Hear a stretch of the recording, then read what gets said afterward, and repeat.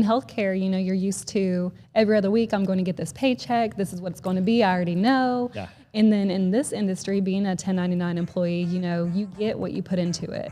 So making that change, I was like, I have no choice but to make this work.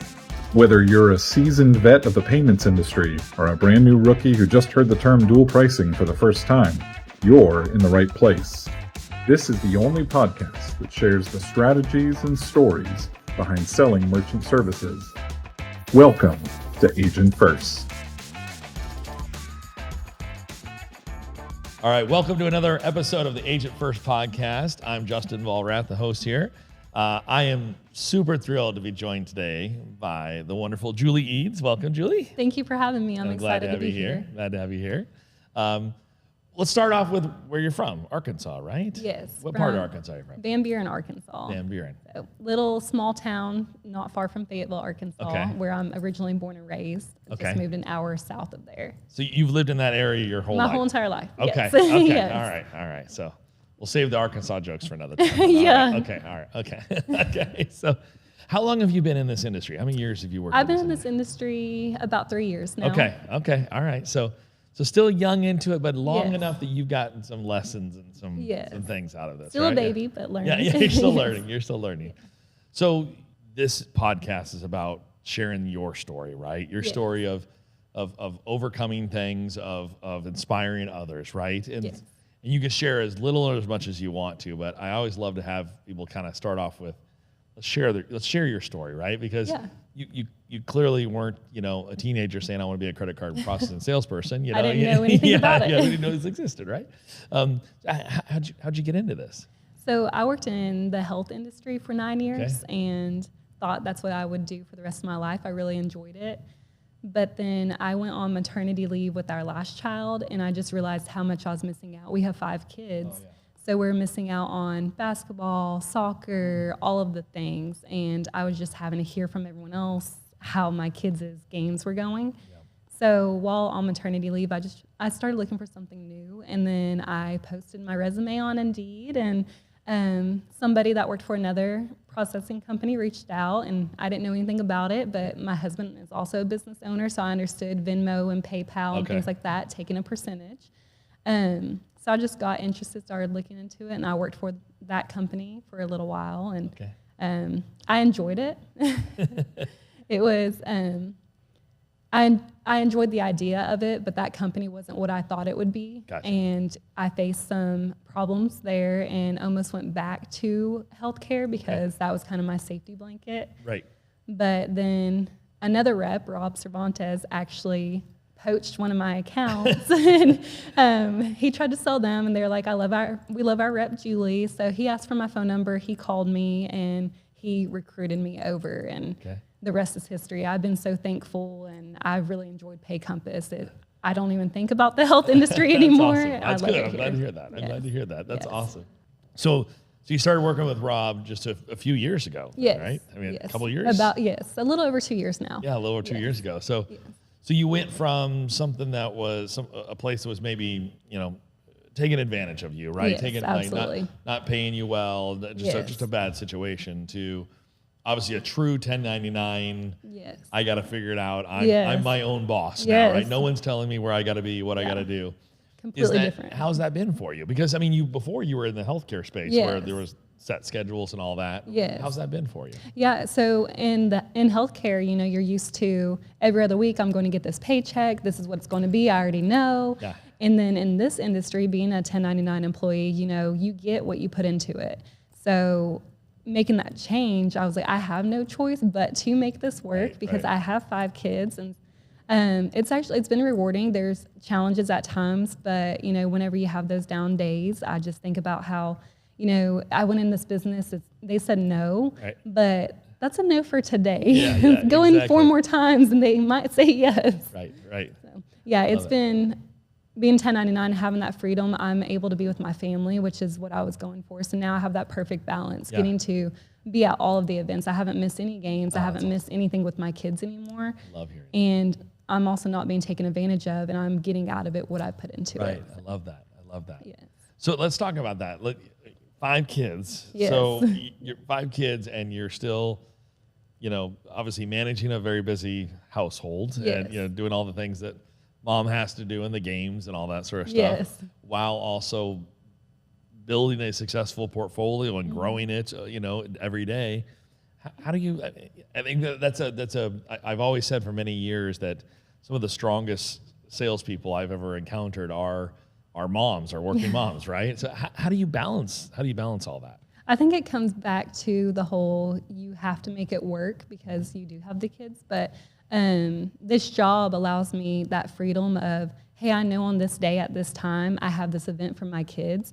So these other days, this is when, okay, get in good long hours this day, make sure I go in this many businesses. And I just have goals. I want to go out. I have, this many cards in my pocket, and I won't come home until I drop off that many cards to not just anybody, but promising leads. Right. And then I just know on those days, the more I get out there, the more likely I am to close something and allow me that time that I need off with my family. So you've got those longer days and the shorter days. Because your husband is a firefighter and works 24-hour obviously shifts. He's got long shifts. So sometimes you don't have that backup, right? Yes, you've got to be there. Yeah, so I try to work it around that too. So the days that he is on shift, then those are my days that I'm at home following up with emails, sending those to clients, and taking care of all the at-home stuff. And then when he is home, then I go out. Those are my longer days where I can just be gone all day long and having those long appointments, or just, out cold calling all day long. Right. Yes. Okay. So speaking of cold calling, everyone have on the podcast, or everyone in this industry, I should say, has their different ways they love to, to earn new business, right? Yes. To meet new merchants, right? And some people it's networking, some people it's cold calling, some people it's social media, software vendors, whatever it may be, or a mixture of all of those. What's your go-to? What's your favorite? So mine for the longest time was just cold calling. I never knew what I was going to say. I don't have a script. I just walk in. If it smells good in there, I'm going to compliment their candle or whatever it is, and just building that rapport. But lately I've been getting into networking. I joined some networking groups on social media and, just made a post introducing myself. And I have actually been signing a lot of new clients just from that networking group. Okay. And then I also see ads on Facebook from other point of sale companies. Okay. And I go through the comments and I see people that are unhappy with that point of sale, or unhappy with the situation they're in, or a new business wondering if this is right for them. And I slide in their DMs, and I've been getting a lot of out-of-state businesses by doing that. That's an interesting approach. And then they give me referrals. I actually just signed a new client in Texas last week. That was a referral from one of my Facebook clients. I've never met either one of them in person, but I've been taking care of them, and it grows. I think you're the first person I've heard that from, that approach. That's coaching them on Facebook ads. There you go. It works. Don't want anyone else doing that. You don't want to compete with Stay off my Facebook ads. Horrible idea. Don't do it. Have you found a certain industry type that you love more than others? I mean, obviously you love any of them that pay you residuals, but are there certain ones like, I really love when I get that? For me, it's mostly automotive or smoke shops. Okay. I take care of a family right now that they are constantly buying new businesses, new buildings, and opening more smoke shops. Okay. And it's left Arkansas into Oklahoma, and they have some in a couple different states. So I've been really liking those, because usually, you take care of one and you do a good job, they're going to tell the rest of their family. So smoke shops and automotive for me. Okay, that's awesome. Yes. That's awesome. What is it about automotive that you like? This has come up numerous times on this podcast. Yes. It's interesting. A lot of people like automotive. Yeah. For me, it's because usually it's a more simple setup. So I love Valor, so I usually just put a Valor in, and no matter where I'm at, if I'm on vacation with my family and a client has a question or a problem, I know the Valor like the back of my hand. So I can just tell them, click star, click this, and I know how to help them with that. And Valor is just super easy for different clients who aren't tech savvy. It's just easy for them, and it helps eliminate a lot of those phone calls with issues. So. Yeah. I think the best thing about the automotive space is so often they're just the owner's behind the counter. You don't have to go hunting for the owner. You're not like a restaurant where you might not even be there, right? And a lot of times they're just using a standalone terminal, like you mentioned. So I love those too. I agree. I agree. Whenever I talk to somebody new in the industry, and if anyone listening out there, if you're new in the industry, that is a great spot to go after for sure. For sure. So when you're cold calling, I'm going to reference something you said to me recently. when you're cold calling and you encounter a no soliciting sign, I love this story. I want you to talk about that because I think it's a great way to go about it. Yeah, I'm sure a lot of us see the no soliciting, and for me, I'm like, well, the worst they can do is remind me that said no soliciting and kick me out. I've only had 2 people that I walk in and they ask me, did you not see our no soliciting sign? Right. So I'm like, oh, I'm sorry. I thought that said no smoking. And then I ended up closing both of those. But yeah, so I don't let that stop me because the worst they can do is say no. And I love that. Yeah. it just says no smoking. Right. So what is it? So, I mean, you went from, the healthcare space, helping, sick and injured people, right? Yeah. To now doing credit card processing sales, right? What is it in your background, your how you were brought up, other experiences in your life that led you to I think I could do sales, or I want to do sales? Because obviously that's a drastic departure for not the path most people take to a sales job. Yeah. For me, it was, whenever I worked in the healthcare industry, I was helping people, as you said, and I probably wouldn't do just any sales, but credit card processing, I'm helping business owners. I'm helping them eliminate their fees, or helping them a lot of them have had a rep or a different processor that wasn't honest and wasn't honoring their word. So for me, it's about earning their trust. That's exactly what I had to do in the health industry. I was a phlebotomist, so before I stick a needle in anybody, I had to earn their trust. Okay, sure. And make them feel comfortable. And so working in this industry, I let them know, hey, I know you had this situation, but we are honest, and I told you this is going to be your rate, and this is going to be your rate. We're not going to change that, and there's no extra charges. Like, I'm going to honor my word. And honestly, whenever I go and talk to somebody and I tell them I worked healthcare for 9 years, I feel like that helps them trust me more, because I use that often. I tell them, I worked in the health industry for 9 years. I enjoy caring for people, so I'm not going to go back on my word. I'm going to honor what I tell you. And I think that makes them feel a little more comfortable as well. Yeah. I love that. So over the last 3 years, has there been a time where you're like, okay, this is it. I mean, it sounds like you did early on, right? Yeah. Has there been that time where it's been, and what made you say, obviously there has been a time, I should say, where you wanted to just pack it all in and give up? How did you push through that? What was that thing? Because there's people out there right now that I'll guarantee you are listening to this and are saying the same thing, like, oh my gosh, whatever, and maybe this podcast will help them. What was it for you? What made you push through? I think you're always going to have those days. Yeah. And for me, anytime I get in that hump, I'm like, okay, but I look back at when I first started and where I'm at today. So I just think about how today it's not that great of a day, but if I push through, working for Pay Compass especially, if I get to where usually my hard days are, I'm walking into so many places that they're not ready, or this isn't the moment. There's so many people in the industry I call and I talk to them and I ask them, like, what did you do whenever you're feeling burnt out? Right. And so just talking to other colleagues who have been mentors to talk to. Yeah, exactly. And Pay Compass has so many different mentors that they remind you that, hey, I've also been here. I'm a human too, and this is okay. Right. But it does get better. Right. And anytime that I got in that slump and thought about, okay, I'm just going back to the hospital, I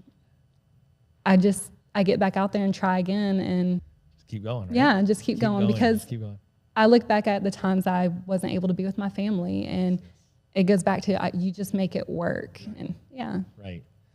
I keep hearing a recurring theme, and not just in this conversation, but other conversation with you about family, right? Yes. And I know that's a big driving force for you, right? Absolutely. Is that what keeps you going? Is that what makes you absolutely. Somebody said in a previous podcast on this that some of the hardest thing to do is open your own door, right, and get going, right? Is that your motivation? Is that what keeps you going? Yeah, that's absolutely my motivation. So before I came over to Pay Compass, when I worked for a different processor, as I mentioned, times were really hard for us because whenever I worked in the hospital, when I went on maternity leave, I wasn't aware that it was going to be unpaid maternity leave. Oh, no. Yes, so that was really hard on my family, and my husband was contemplating going to the oil field just to make ends meet. And the processing company I worked for, I wasn't getting the support I needed there, and then I also I was promised, a paycheck on these days, and that didn't always happen like it was supposed to. Yeah. So we were struggling bad, and it was either go back to healthcare or my husband's going to leave and he's not going to be here. He would be there 2 weeks out of the month to see our son grow up. Right. But coming over to Pay Compass, you guys have been great to me, and you guys are the reason why my family was able to stay together. Thank you. I'm appreciated way more than I ever have been. I appreciate it. You guys, it's over here at Pay Compass, you guys have always been honest. I get paid like I'm supposed to. I get the support that I'm supposed to. That was another big thing. When I worked for that different company, I would have clients that were having issues, and I was a new rep. It was my first year in the industry, and I didn't know how to solve their problems. And I would call my managers that I was supposed to with that company, and if it was after hours, they're not answering their phone, or even if it was during hours, a lot of times they wouldn't call you back. And two of my colleagues with Pay Compass, I did not work for them. I did not work for the same company, but they would answer my calls. These clients weren't their clients. There was nothing in it for them. They were answering the phone after hours, during the day, everything else, and they helped me with these clients that weren't even under Pay Compass. That's great. Well, I appreciate the kind words, but I'll turn it back around. We're here to help you, but obviously you've done a great job, right? This is your hard work. You've done this, and you need to pat yourself on the back for that. And when you think about this industry, there's obviously there are a lot of bad players out there, right? Whether it be agents, companies, or what have you, and that ability to stay true to your morals and your beliefs and your integrity is critical, and you've done a great job of that. Thank you. So if let's rewind, and there is that person who's starting, right? They're brand new. Would you tell them, hey, get into this industry? Or would you say, run for the hills? I would tell them, get in this industry. Now that I know that there are good processors out there, right. One of the reps that works for Pay Compass, Ashley Marsh, she's my cousin, right. And she worked in insurance sales, and I actually called her and talked her into coming along because I've enjoyed it ever since I got with the right company. Right. That makes a huge difference. Now, if I worked for the first processor, no, I'll tell everybody run for the hills. But working for Pay Compass, I would definitely encourage anybody who's trying to figure out where they belong. Right. There's so much potential working in sales and credit card processing. Right. So I've watched you adapt a lot over the last 3 years, and even I didn't even know what you shared today about the using Facebook and all that. That's great. You're adapting, you're growing, you're finding new ways to go about it, which is tremendous. What's next for Julie? What does the future look like for you? Whether it be in this industry or outside this industry? What are the things you want to accomplish? I'm staying with Pay Compass. My husband and I actually talk about that, and 3 years ago, I never knew what payment processing was. Right. And now that I do, we go back all the time. I'm like, what if I started doing this whenever I was 20? Just think about where we would be today, because just in the short 3 years, our life has changed for the better. Right. Like I've said a million times, more time with my family, but then also income-wise, it's made a huge difference for my family. Right. And so I'm staying with Pay Compass. As long as you guys are here, I'm here. I have no desire to go. Do you want to build like a team? Do you want to? I do want to build a team, yes. I have brought on 2 reps under me. They're brand new and learning. My goal is for me to learn a little more first before I actually grow a large team, but I would like to grow my own team eventually, yes. That's great. Yeah. That's great. Yeah. Nothing wrong with that, Yeah, you'll keep doing under that. Pay Compass, of course. I appreciate that. So you mentioned earlier you love the Valor devices. Yes. Are you utilizing any point of sales? Are there point of sales that you're like, I love these? Is Clover, other ones? Which ones you? Clover, actually. Yeah. Clover has been a great fit for my restaurants. I just installed a new bar that's opening up last week, and I used the Clover there as well. I use them in boutiques, restaurants, all types of businesses. I really like Clover because there's an app for everything with Clover. There's different rewards programs and tobacco shops. I have them in all of those tobacco shops that I take care of because of the ID verification. And I love Clover. I love that. Okay. So in your area, I know specifically, you have a fair amount of competition in your area. Yes. There are a lot of other sales people in this industry in your area. How do you overcome that? So because I mean, there's many people walking into the same place, and you're seeing other business cards sitting on the counter of your competitors. Yes. How do you overcome that? So I do my research on the different processors in the area. Okay. So I actually, one of my clients has 2 restaurants that I walked into 3 years ago when I first started, and she was sold on her rep, and she wouldn't look at her statements because she was sold by, this is what that rep told me, so I know this is what they're doing. And I would just pop in occasionally, but I did my research on the company that rep worked for. Yep. And she was telling me that she wasn't paying a monthly fee and she didn't have any quarterly charges or anything like that. But whenever I looked up the company, and I've honestly called and inquired like as if I'm a business owner and I'm wanting their services. Yeah. And then they would tell me, oh, we have an annual fee, we have a monthly, we have this and we have that. So then I go back in and talk to those clients and tell them, just look at your statement and I will show you this. And so for me, it's learning about my competition out there. It's learning about the processors they work for, and knowing that unfortunately there are a lot of people that aren't honest. Right. Just having that knowledge whenever somebody says, oh, I'm with this company and I love them because of this. Right. Then I'm able to say, wait a minute, do you like the fact that they charge you this? Because we don't have that here. Right. We don't have hidden fees. We don't have those annual fees. Sure. Yeah. That's cool. So you're doing some true guerrilla marketing. Yes. There, Yeah.